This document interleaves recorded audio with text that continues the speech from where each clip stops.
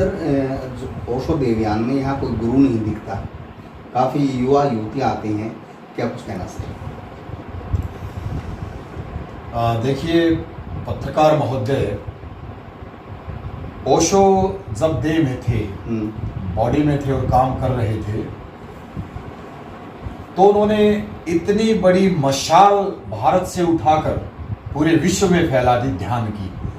और बुद्ध के बाद तो ध्यान अगर किसी ने फैलाया है तो वो ओशो ही है जी। बीच में मध्यकालीन संत युग आया जो वाणियों पे आधारित था, समझ पे आधारित था, और एक ने कही दूसरे ने मानी, दोनों ब्रह्म ज्ञानी, ऐसी विचारधारा को मानने वाला और प्रभु का गुण गाने वाला भक्ति काल था जी। लेकिन 2500 साल बाद ध्यान की फिर से आवश्यकता हुई है, तो उसके लिए ओशो आए जी। ओशो की समाधि पे लिखा है, Osho never born never died, Osho गए ना आए, ओनली विजिटेड दिस प्लेनेट।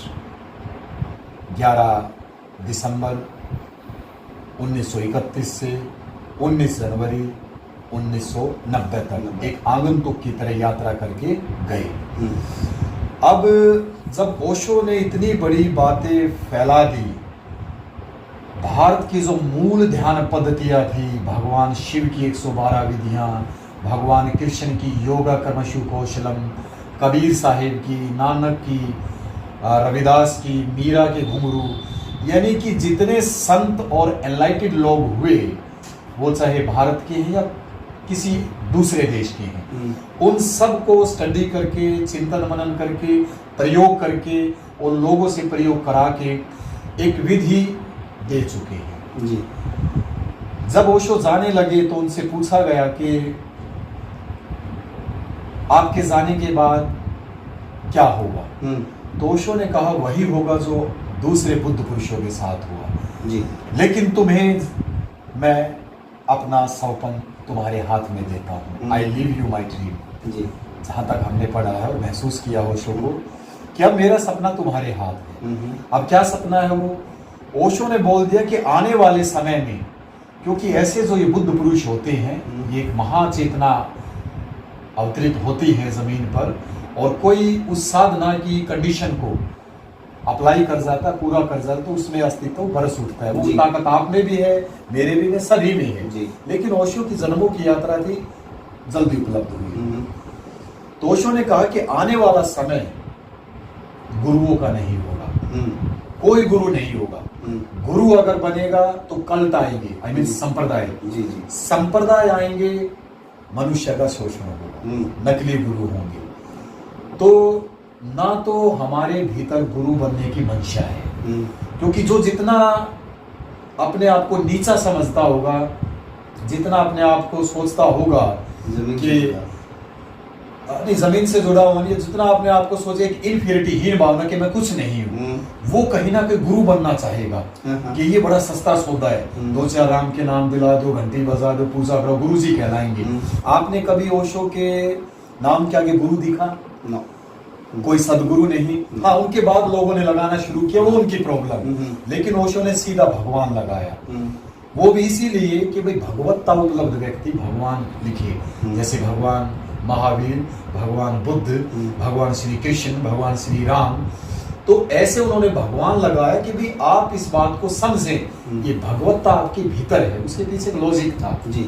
और ओशो ने खुद भी कहा है कि मैंने लोगों की धारणाएं तोड़ने के लिए भगवान शब्द लगाना पड़ा कि तुम ये मत समझो कि भगवान कोई ऊपर से आते हैं, तुम ही में भगवान बसता है। और अंत में ओशो बोलते थे कि मैं तुम्हारे भीतर बैठे परमात्मा को प्रणाम करता हूँ, मेरा प्रणाम स्वीकार करें। तो ओशो के सारे जो इंगित हैं, वो सारे इशारे आदमी के, मनुष्य के भीतर है कि आपके भीतर परमात्मा है। तो जब ओशो ने कहा कि ये गुरु और संप्रदाय आने वाले समय में खत्म हो जाएंगे, और जो गुरु बनना चाहेगा किसी के नाम से, किसी संप्रदाय पे, उसको अस्तित्व का जो रहस्य है उसकी सजा भुगतनी पड़ेगी जी। अब उसकी आप देखिए सजा। क्या ये इतने बड़े बड़े गुरु हैं, क्या जेल में नहीं? क्या उनके आश्रम तहस नहस नहीं हो गए? जी बिल्कुल। ओशो ने खुद भी अपने आश्रम को यानी कि छोड़ दिया, चलाओ लेकिन वहां कोई ऐसा प्रोपगेंडा नहीं रखा कि वहां लोग घर छोड़ के आए, घर में बसे, घर छोड़ के आए, आश्रम में बस गए, कोई गुरु हो, ऐसा कुछ नहीं। और यहाँ तो हमारा देवयान का जो सिस्टम है महोदय, हम तो यहाँ आदमी को दिन भर ध्यान कराए, ध्यान करो और अपने घर चलो। यहाँ का तो सीधा सिस्टम ये, तो यहाँ कोई गुरु नहीं। हाँ, कोई भी, मैं भी करा देता हूँ अगर उपस्थित हूँ मेडिटेशन, या कोई अदर यहाँ कोई बहन है, बेटी है, वो करा देती है मेडिटेशन, या मेरी वाइफ भी काम करती, बेटी भी काम करती, बेटा भी करता है, और बहुत सारे मित्र करते हैं। तो मेडिटेशन करो, ध्यान करो, प्रयोग करो, अपने घर जाओ। यहाँ गुरु का कोई मैटर नहीं, क्योंकि इन गुरुओं ने और इस आश्रमों ने जितना मनुष्य का शोषण किया है उसका आप शायद अंदाजा नहीं लगा सकते। तो हम नहीं चाहेंगे भविष्य में भी कि हम कोई आश्रम बनाए। हम ऐसे ही एक प्रयोगशाला ध्यान की, जहाँ साइंटिफिक ध्यान प्रयोग कर सके, जीवन बना सके और अपने जीवन को अच्छे से उत्सवमय ढंग से जी सके।